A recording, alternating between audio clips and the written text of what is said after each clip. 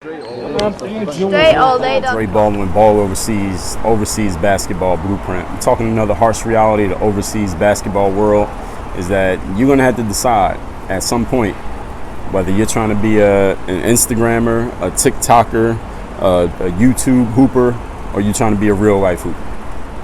Now, I understand right now you might be wondering, well, these people make YouTube videos and they play overseas, or this person's on TikTok and they're popular on Instagram and they play overseas, or you on YouTube right now.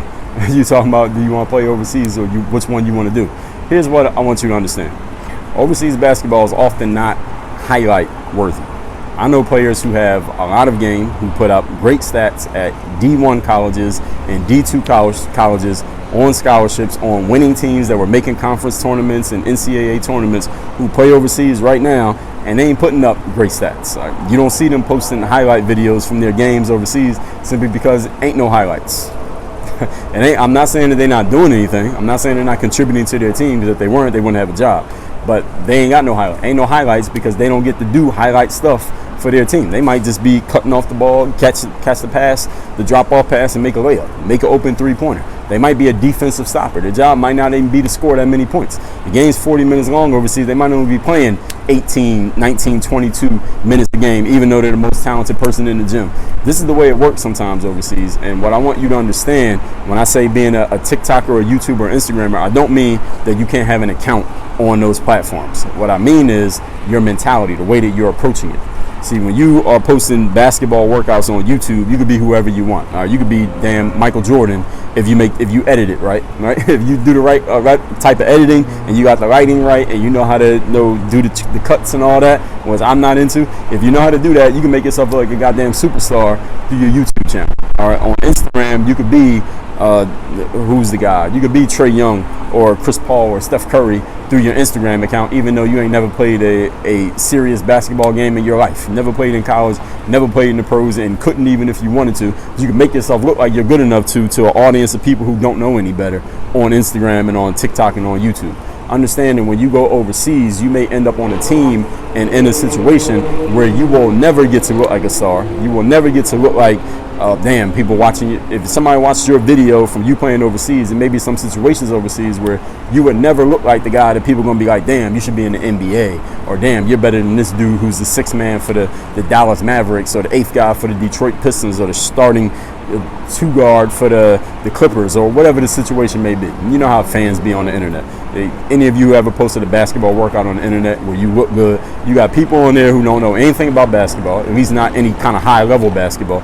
They see you doing something that looks impressive. They like, damn, you should be in the league. You're better than this guy. You're better than him. You're better than that. Listen, even when I was posting basketball workouts on the internet, I'll post a video of me doing something that looked good, maybe something athletic, some shooting or something like that, by myself, empty gym, and somebody be like, man, you better than this dude who plays for I live in Miami, so people say something, man, you better than this dude who plays for the Heat, or you can play for the Sixers. I'm from Philly. You can play for the Sixers. If you could do that, you can play for the Sixers. Now, I understood. I took it as a compliment. They were saying something positive about me, but I also took it with a grain of salt, understanding that the people who are watching those videos and commenting and saying things like that don't know the game the way they think they know the game. Now, just because you watch the game does not mean you know the game. There is a difference. There's levels to this shit. Okay, so I want you to understand, the player. I'm not talking to the fans here. The player, I want you to understand that the type of stuff that can get you hyped up and get you feeling yourself through comments on the internet from people who don't know shit has nothing to do with what you want to do when you get on a team overseas. Depending on the league you're in, the team you're on, your coach, your teammates, depends on a lot of factors. But understand, the game ain't always, you just get to do what you want and be a superstar and everybody's just telling you how great you are. It don't work like that. There are people who won all conference awards, D1 in the USA, who are playing overseas, don't even average 10 points a game. And it's not because they lost their game. It's not because they're overmatched. It's not because they don't know how to play. It's because the situation with the team that they're on, it doesn't work that way. They just get the ball and do whatever. I've talked about this many times before. But the whole point that I'm making here is that you got to decide mentally. I'm talking your mentality. I'm not talking, again, having an account and posting. You can post whatever the hell you want. Don't be stupid. But I'm talking about your mentality. Don't go over there thinking you're going to become a YouTube star, an Instagram star through your on the court stuff. Maybe off the court, if you got a nice enough personality or you're funny or whatever it is that you do you. But understand, that over there you may have to fall back, humble yourself a little bit, and accept the fact that you're a role player.